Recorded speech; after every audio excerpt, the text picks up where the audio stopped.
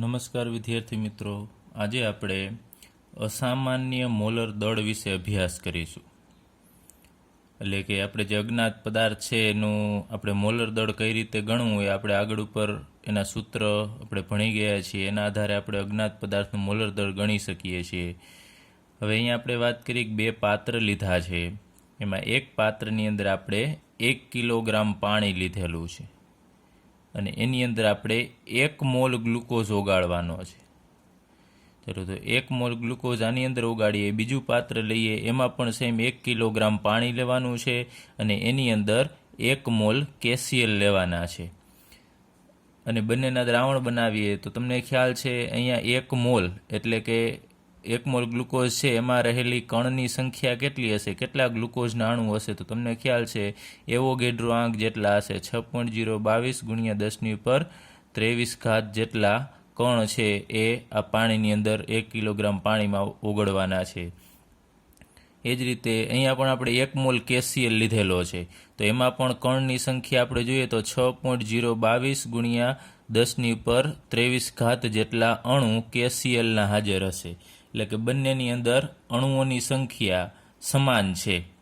તો અહીં આપણે વાત કરીએ કે માનો કે આ દ્રાવણ છે એ બનશે, પછી એના ઉત્કલન બિંદુમાં વધારો થશે ને એનો ડેલ્ટા ટીબી એટલે કે ઉત્કલન બિંદુમાં ઉન્નયન આપણને 0.52 કેલ્વિન જેટલું મળે છે.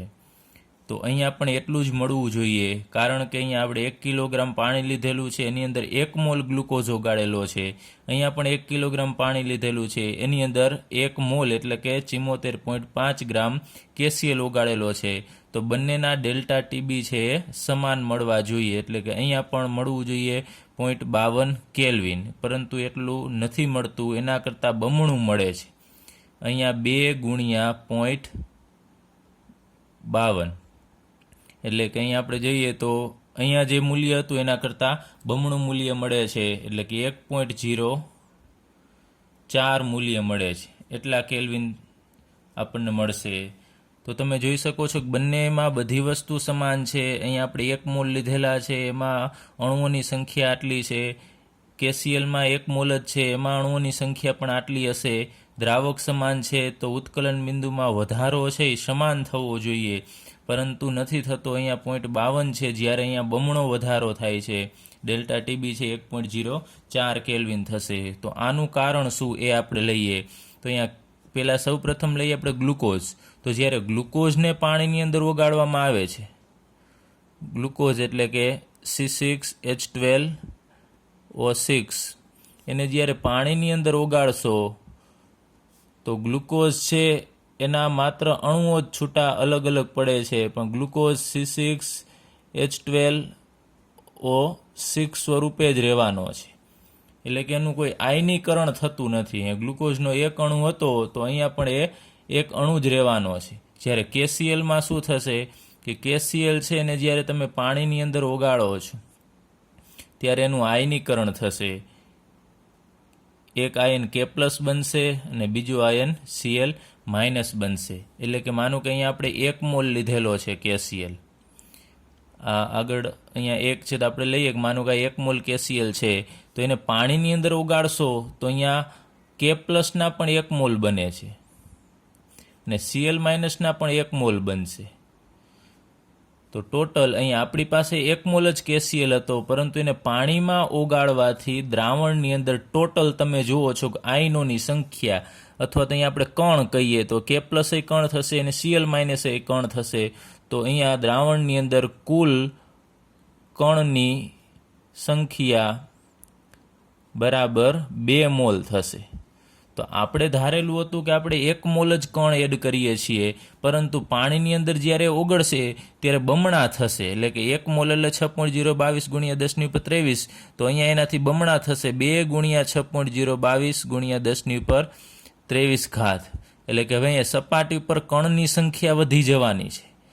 કણની સંખ્યા વધશે તો બાસ દબાણ છે તમને ખ્યાલ છે ઘટવાનું છે, તો ઉત્કલન બિંદુમાં વધારો થશે, તો ડેલ્ટા ટીબી છે એમાં પણ વધારો થશે. તો અહીંયા ડેલ્ટા ટીબી આના કરતાં અહીંયા બમણું મળવાનું કારણ એ છે કે ગ્લુકોઝને પાણીમાં ઓગાળતા એનું આયનીકરણ થતું નથી. જેટલા કણ હતા એટલા જ રહેશે, જ્યારે કેસીએલમાં જેટલા મોલ હતા શરૂઆતમાં એને પાણીમાં ઓગાળતા બમણી સંખ્યામાં કણની સંખ્યા મળે છે અથવા તો આયનો મળે છે. તો અહીંયા કણની આપણે વાત કરી કે ડેલ્ટા ટીબી છે, ઉત્કલન બિંદુમાં ઉન્નયન એ સંખ્યાત્મક ગુણધર્મ છે. તો એ દ્રાવણની અંદર ઓગળ્યા પછી આ કણની સંખ્યા ઉપર આધાર રાખશે. તો અહીંયા 1 મોલ ગ્લુકોઝ ઓગળશે તો દ્રાવણની અંદર 6.022 ગુણ્યા 10⁻23 કણ હાજર હશે. જ્યારે અહીંયા 1 મોલ કેસીએલ ઓગળશે તો દ્રાવણની અંદર બમણા થઈ જાય છે, આટલા કણ હાજર હશે. તો કણની સંખ્યા બદલશે તો ડેલ્ટા ટીબીની વેલ્યુ પણ બદલી જવાની છે. હવે માનો કે આપણે લઈએ કે અહીંયા કોઈ અજ્ઞાત પદાર્થ છે, એનું આપણે મોલર દળ ગણવું છે. તો આગળ ઉપર આપણે સૂત્ર પણ ભણી ગયા છીએ એનું, M2 બરાબર KB ગુણ્યા 1000 ગુણ્યા W2 ના છેદમાં ડેલ્ટા ટીબી ગુણ્યા W1. હવે આપણે ધાર્યું હોય કે અહીંયા 1 મોલ લીધેલો છે તો ડેલ્ટા ટીબી છે એ આના જેટલું જ મળવાનું છે, 0.52 જેટલું. તો અહીંયા તમે છેદમાં ડેલ્ટા ટીબી છે એ 0.52 મૂકો અને માનો કે અહીંયા મૂકો 1.04, તો છેદ બદલી જવાનો છે. છેદ બમણો થશે તો મોલર દળ છે એ સીધું બદલી જશે.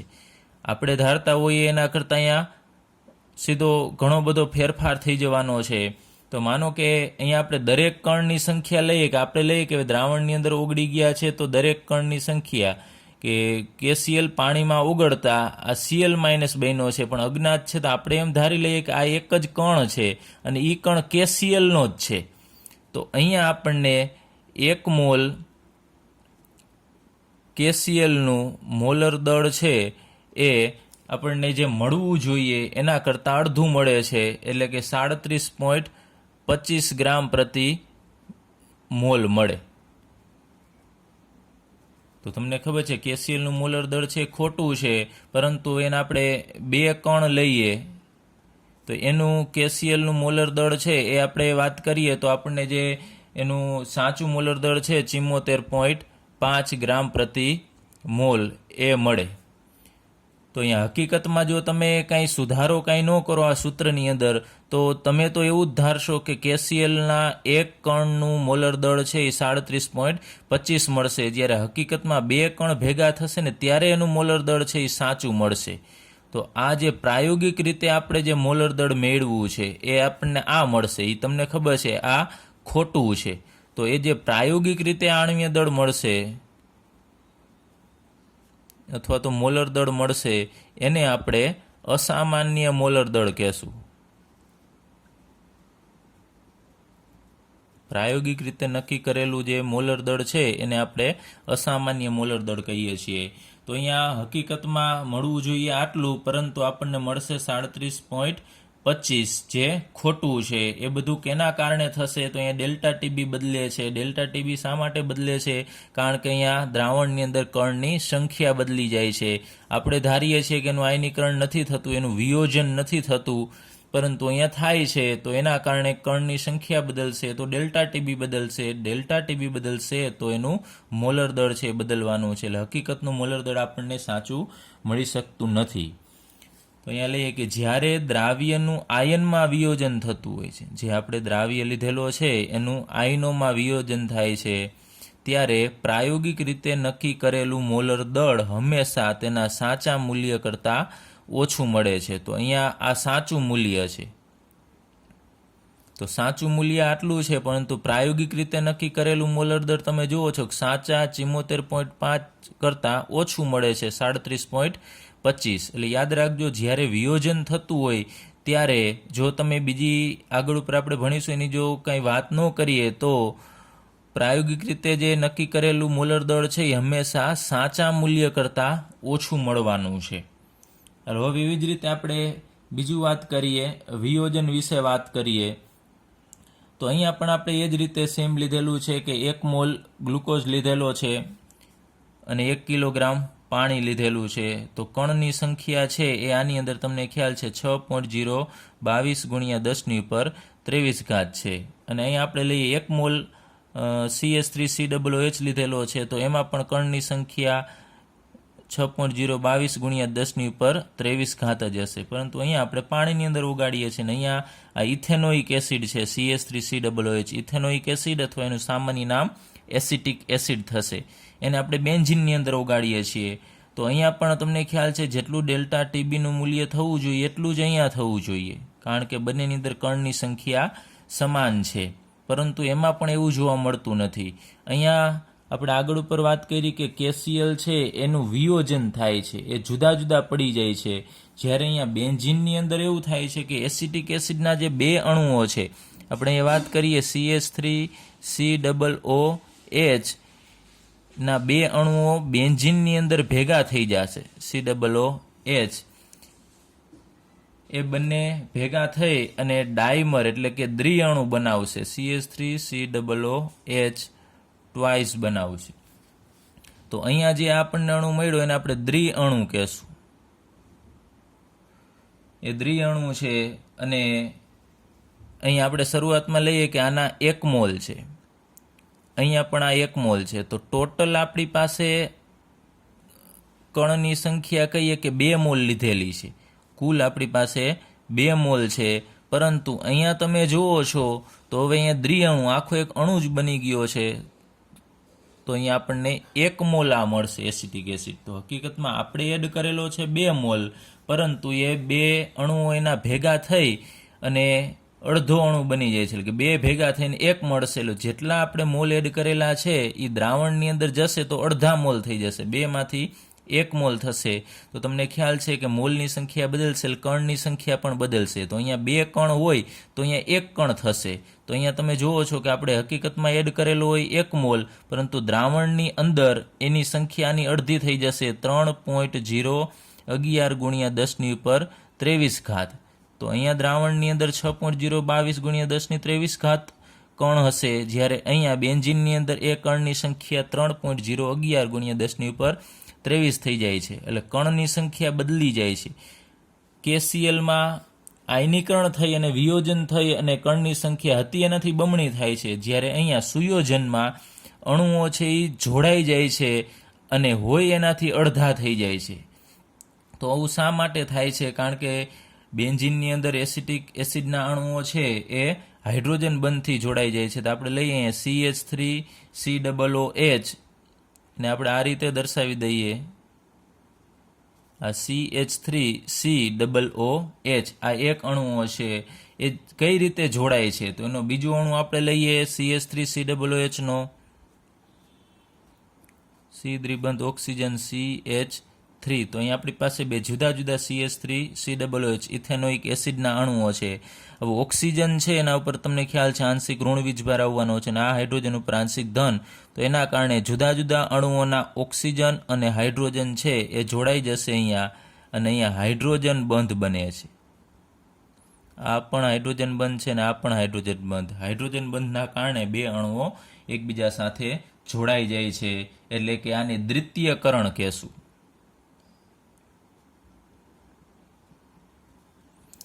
આવું દ્વિતીયકરણ બધા દ્રાવકની અંદર થતું નથી, અહીંયા બેન્ઝીનમાં થાય છે. તો જે દ્રાવકના પેરાવિદ્યુત અચળાંક, આપણે એ 11મા ધોરણમાં પણ આવી ગયું છે, પેરાવિદ્યુત અચળાંક છે નીચા હોય ને એવા દ્રાવકની અંદર આ પ્રકારનું સુયોજન અથવા તો દ્વિતીયકરણ છે જોવા મળે છે.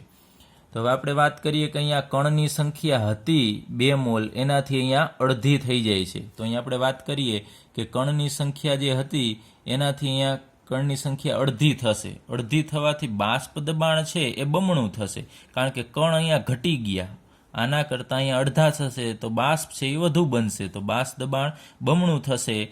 તો એના કારણે જે ઉત્કલન બિંદુ અથવા તો ઠાર બિંદુ છે એમાં પણ ફેરફાર થશે. તો જે મળવું જોઈએ ડેલ્ટા ટીબી અથવા તો ડેલ્ટા ટીએફ એ અડધું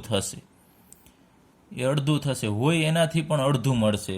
અહીંયા આપણે વાત કરી ડેલ્ટા ટીબી હતું એનાથી બમણું થતું હતું, તો અહીંયા છેદમાં 2 આવતા હતા. અહીંયા તમે મૂકી શકો કે અહીંયા 2 ગુણ્યા 0.52, તો હકીકતમાં 0.52 જ હોય, એની જગ્યાએ આપણે 2 વડે ગુણીએ છીએ, તો તમે હકીકતમાં ભાગો છો 2 વડે, એટલે હતું એનાથી તમને અડધું મળતું હતું મોલર દળ, કારણ કે આપણે 2 વડે ભાગીએ છીએ. હવે અહીંયા સુયોજનમાં શું થાય છે કે કણની સંખ્યા જે હતી એનાથી અડધી થાય છે. તો અહીંયા ડેલ્ટા ટીબીનું મૂલ્ય જે હતું એનાથી અડધું થશે. તો આપણે માનો કે ડેલ્ટા ટીબીનું સુયોજન માટે મૂલ્ય લઈએ તો માનો કે 0.52 હોય તો એનાથી અડધું થશે. તો અડધું થશે તમે અહીંયા ડેલ્ટા ટીબીની જગ્યાએ વેલ્યુ આ મૂકવાના છે 0.52. તો અહીંયા છેદનો છેદ 2 છે એ અંશમાં જવાનો છે, એટલે હકીકતમાં તમને મોલર દળ છે અહીંયા ઉપર 2 ગુણ્યા મળશે, એટલે મોલર દળ છે એ બમણું મળશે. તો અહીંયા આપણે વાત કરીએ ઇથેનોઇક એસિડ માટે ડેલ્ટા ટીબી અથવા ડેલ્ટા ટીએફના આધારે તમે જે મોલર દળ ગણેલું છે એ અપેક્ષિત એટલે જે મળવું જોઈએ એના કરતાં બમણું મળશે. કારણ કે અહીંયા આ મૂલ્ય અડધું મળશે તો 2 છે એ અંશમાં જશે અને મલ્ટીપ્લાય થશે, એના કારણે મોલર દળ છે એ બમણું થવાનું છે.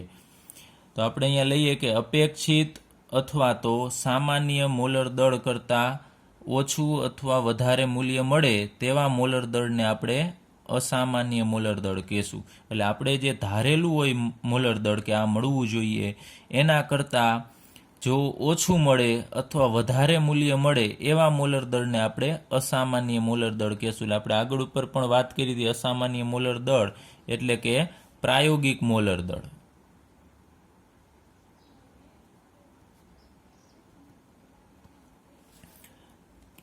તો હવે સુયોજન અને વિયોજનમાં આપણે ફરીથી જોઈ લઈએ. સુયોજન સૌપ્રથમ વિયોજન અંશ કેટલું વિયોજન થાય છે, તો વિયોજનના કારણે કણની સંખ્યા વધે છે, 1માંથી 2 થશે. કણની સંખ્યા વધવાથી અહીંયા જે ડેલ્ટા ટીબીનું મૂલ્ય છે એ બમણું થશે. બમણું થશે એટલે જે અહીંયા મોલર દળ છે એ સાચું મૂલ્ય હોય એના કરતાં અડધું મળવાનું છે એના કરતાં અડધું મળે છે. જ્યારે સુયોજનમાં એનાથી વિરુદ્ધ થશે કે કણની સંખ્યા હતી એનાથી દ્રાવણની અંદર ઘટી જાય છે, તો ઘટશે તો એના કારણે ડેલ્ટા ટીબીનું મૂલ્ય અડધું થશે. અહીં આપણે જોયું કે અડધું થશે, એ અડધું થશે તો મોલર દળ છે એ બમણું મળવાનું છે, અપેક્ષિત મોલર દળ છે એ વધી જશે. ચાલો હવે આપણે આગળ ઉપર હમણાં ભણ્યા કે વિયોજનના કારણે જે મોલર દળ મળવું જોઈએ એનાથી અડધું મળતું હતું અને સુયોજનના કારણે મોલર દળ છે એ વધી જતું હતું, બમણું થતું હતું. તો સાચું આણ્વીય દળ છે એ મેળવવું મુશ્કેલ હતું. તો એના માટે વોન્ટોફ નામના વૈજ્ઞાનિકે એક અવયવ દાખલ કર્યો. એને આપણે વોન્ટોફ અવયવ કહેશું અને એને સ્મોલ આઈ વડે દર્શાવવામાં આવે છે. તો સુયોજન કે વિયોજન છે એની માત્રા કેટલી છે કે એના કારણે મોલર દળમાં શું ફેરફાર થશે એનો ખુલાસો આપે છે આ વોન્ટોફ અવયવ. એટલે કે કઈ રીતે એમાં જે વેરિએશન જોવા મળશે એ વેરિએશન આ વોન્ટોફ અવયવ વડે આપણે દૂર કરી શકીશું. તો સૌપ્રથમ આપણે લઈએ વોન્ટોફ અવયવ છે એનું સૂત્ર લઈએ. તો વોન્ટોફ અવયવ આઈ બરાબર સામાન્ય મોલર દળના છેદમાં આપણે અસામાન્ય મોલર દળ લેશું.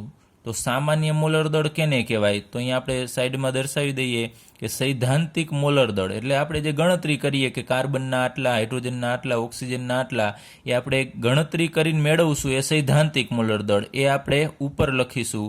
છેદમાં તમારે અસામાન્ય મોલર દળ એટલે કે પ્રાયોગિક રીતે પ્રયોગ કર્યા પછી તમારે ડેલ્ટા ટીબી મેળવવાનું અને એ બધી વેલ્યુ તમારે સૂત્રમાં મૂકવાની છે, ને એના આધારે જે મોલર દળ મળશે એ અસામાન્ય મોલર દળ. એટલે ટૂંકમાં યાદ રાખવાનું, સામાન્ય મોલર દળ એટલે સૈદ્ધાંતિક આપણે ગણતરી કરેલું અને અસામાન્ય મોલર દળ એટલે કે પ્રાયોગિક મોલર દળ.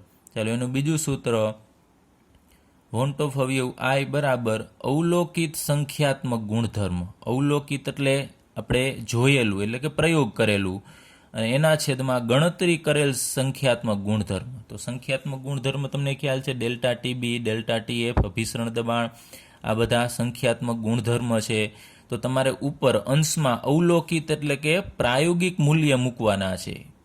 તમને જે આપેલું હોય ઉત્કલન બિંદુ, ઉન્નયન, ઠાર બિંદુમાં ઉન્નયન, એ મૂલ્ય પ્રાયોગિક મૂકવાના છે અને છેદમાં તમારે ગણતરી કરેલ સંખ્યાત્મક ગુણધર્મ એટલે કે આપણે માત્ર સૂત્રના આધારે જે ગણતરી કરી અને ડેલ્ટા ટીબી, ડેલ્ટા ટીએફના મૂલ્ય મળ્યા હોય એ અહીંયા છેદમાં મૂકવાના થશે. ચાલો ત્યારબાદ ત્રીજું સૂત્ર સુયોજન અથવા વિયોજન પછીના કણોના મોલની કુલ સંખ્યા. માનો કે આપણે લઈએ અહીંયા KCl છે તો એનું વિયોજન થશે તો એમાંથી K+ અને Cl- બનશે.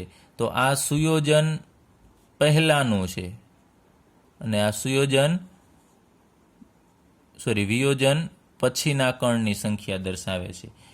તો અહીંયા આપણે લેવાનું છે સુયોજન અથવા વિયોજન થતું હોય એના પછી, એટલે કે વિયોજન થઈ ગયું પછી કેટલા કણ છે. તો અહીંયા તમે જોઈ શકો છો K+ અને Cl- અહીંયા 2 કણ છે. એટલે કે અહીંયા આપણે કણના મોલ કેવો હોય તો 2 મોલ કણ કહી શકીએ.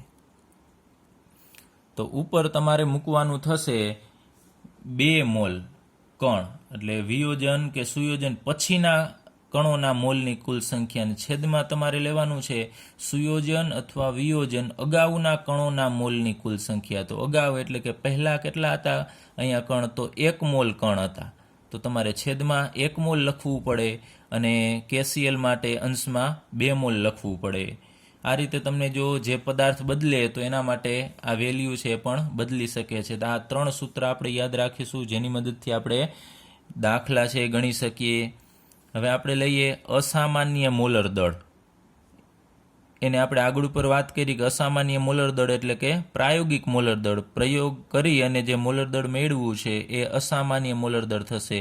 અને સામાન્ય મોલર દળ એટલે કે સંખ્યાત્મક ગુણધર્મ, અને એના આધારે આપણે જે સુયોજન અથવા વિયોજન જે પાઈમાં નથી એમ ધારીને ગણેલ મોલર દળ. એટલે આપણે ટૂંકમાં કેવું હોય તો કહી શકીએ સામાન્ય મોલર દળ એટલે સૈદ્ધાંતિક મોલર દળ. હવે જો સુયોજન થતું હોય તો એના માટે વોન્ટ-ઓફ અવયવનું મૂલ્ય છે એ હંમેશા <1 મળવાનું છે. એટલે 1 કરતાં આઈનું મૂલ્ય ઓછું મળશે. જેમ કે અહીં આપણે વિયોજનનું ઉદાહરણ લઈએ, આ ઇથેનોઇક એસિડ ને બેન્ઝીનમાં ઓગાળશો તો ઇથેનોઇક એસિડનું સુયોજન થાય છે. એના માટે આઈનું મૂલ્ય છે 1 કરતાં ઓછું મળશે. એ એનું એક્ઝામ્પલ છે. એવી જ રીતે જો વિયોજન થતું હોય તો આઈનું મૂલ્ય છે એ <1 મળશે. એટલે હંમેશા 1 કરતાં વધુ મૂલ્ય મળવાનું છે.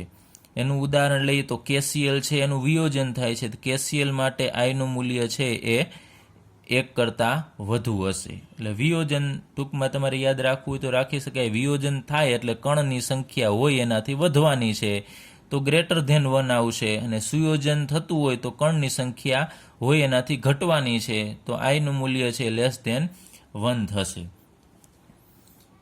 હવે જે આપણે આગળ ઉપર જે ભણી ગયા સૂત્ર એમાં થોડોક ફેરફાર કરી અને આપણે બીજા સૂત્ર લખીશું, જેથી કરીને જે મોલર દળમાં જે વેરિએશન આવતું હતું એ આપણને પરફેક્ટ મળે. વોન્ટ-ઓફ અવયવનો સંખ્યાત્મક ગુણધર્મો માટેના સમીકરણમાં સમાવેશ કરી અને આપણે નીચે મુજબના સમીકરણો લખી શકીએ. તો આપણે જે 4 સંખ્યાત્મક ગુણધર્મો ભણી ગયા એના સૂત્ર તમને આગળ ઉપર આવી ગયા છે અને યાદ પણ હશે જ. એ જ સૂત્રની અંદર આપણે માત્ર વોન્ટ-ઓફ અવયવ એક દાખલ કરવાનો છે. કોઈ આમાં બીજું નવીન સૂત્ર નથી, માત્ર વોન્ટ-ઓફ અવયવ જ દાખલ કરવાનો છે. તો પહેલું આપણે બાષ્પ દબાણમાં સાપેક્ષ ઘટાડો એનું સૂત્ર આપણે ભણી ગયા છીએ. P10 - P1/P10 બરાબર, અહીંયા માત્ર આઈ મૂકવાનું છે. જમણી બાજુના પદમાં અહીંયા આઈ વડે તમારે ગુણાકાર કરવાનો છે. બરાબર I × N2/N1. આ મંદ દ્રાવણ માટે આપણે લખ્યું હતું. તો ત્યાં આપણે આગળ ઉપર સૂત્ર ભણી ગયા, ત્યાં આઈ નહોતો. અહીંયા આપણે ફેરફાર કરીને માત્ર અહીંયા આઈ લખીએ છીએ. એ જ રીતે ઉત્કલન બિંદુનું ઉન્નયન. ઉત્કલન બિંદુના ઉન્નયન માટેનું સૂત્ર આપણે આગળ ઉપર આવ્યું હતું ΔTB = KB × M. તો અહીંયા આપણે કેબીની સાથે ગુણાકારમાં તમારે આઈ લખવાનો છે. તો આપણે નવું સૂત્ર મળશે ΔTB = I × KB × M. એવી જ રીતે ઠાર બિંદુનું અવનયન એનું સૂત્ર ΔTF = I × KF × M થશે. એટલે કે અહીંયા આપણે માત્ર આઈ વડે ગુણાકાર કરીએ છીએ.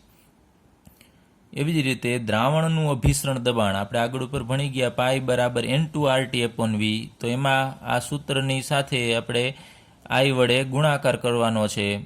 અને જો તમે N2ની જગ્યાએ દળના છેદમાં મોલર દળ લખશો તો આપણને બીજું સૂત્ર ત્યાં પણ આપણે આગળ ઉપર જોયું હતું W2RT/M2V. તો એની સાથે ગુણાકારમાં આઈ લખવાનો છે. એટલે આ બધા જ સૂત્રમાં તમે આગળ ઉપર યાદ રાખેલા છે. એમાં જમણી બાજુએ તમારે માત્ર આઈ વડે ગુણાકાર કરવાનો છે. એટલે વોન્ટ-ઓફ અવયવ ઉપર આધારિત આપણને સૂત્ર છે મળી જશે. હવે આપણે જો દ્રાવ્યનું સંપૂર્ણ વિયોજન થતું હોય તો એના માટે આઈની વેલ્યુ છે એ કેટલી હોય એ આપણે લખીએ જો સંપૂર્ણ વિયોજન થતું હોય ત્યારે. માનો કે આપણે પહેલું એક્ઝામ્પલ લઈએ NaCl, તો અહીંયા 1 મોલ NaCl છે. તો NaClનું સંપૂર્ણ વિયોજન થશે એટલે એમાંથી Na+ અને Cl- એટલે કે અહીંયા 2 કણ બને છે, અથવા અત્યારે આપણે કણ અથવા આયન લખીએ કે અહીંયા 2 આયન મળે છે. તો ટોટલ તમારે અહીંયા કેટલા આયન બને છે એ જોવાનું છે. તો અહીંયા 2 આયન બને છે, તો આઈનું મૂલ્ય છે એ NaCl માટે 2 થશે. જો દ્રાવ્યનું સંપૂર્ણ એટલે કે 100% વિયોજન અથવા તો આયનીકરણ થતું હોય ત્યારે આઈનું મૂલ્ય છે એ 2 થશે. એવી જ રીતે આપણે બીજું ઉદાહરણ KClનું લઈએ, તો KClમાં પણ એ જ રીતે એક K+ બનશે અને બીજો Cl-, તો અહીંયા પણ 2 આયનો બને છે, તો I બરાબર 2 થશે. એવી જ રીતે બીજું ઉદાહરણ લઈએ MgSO4, તો MgSO4માં 2 આયનો છે, Mg+2 અને SO4- 2. તો અહીંયા પણ તમે જુઓ છો 2 આયન, એક Mg+2 અને એક SO4- 2, તો અહીંયા પણ આઈની વેલ્યુ 2 થશે. ત્યારબાદ એક ઉદાહરણ લઈએ K2SO4, તો K2SO4નું પાણીમાં આયનીકરણ થવાથી આપણને અહીંયા K2 છે એટલે કે 2 K+ મળશે અને SO4 1 મળશે. તો ટોટલ તમે અહીંયા ગણશો તો 3 આયન બને છે, 2 K+ ના અને 1 SO4- 2નો, તો અહીંયા આઈનું મૂલ્ય છે એ 3 થશે. એવી જ રીતે આપણે એક હજી બીજો આયન લઈએ K4FeCN6.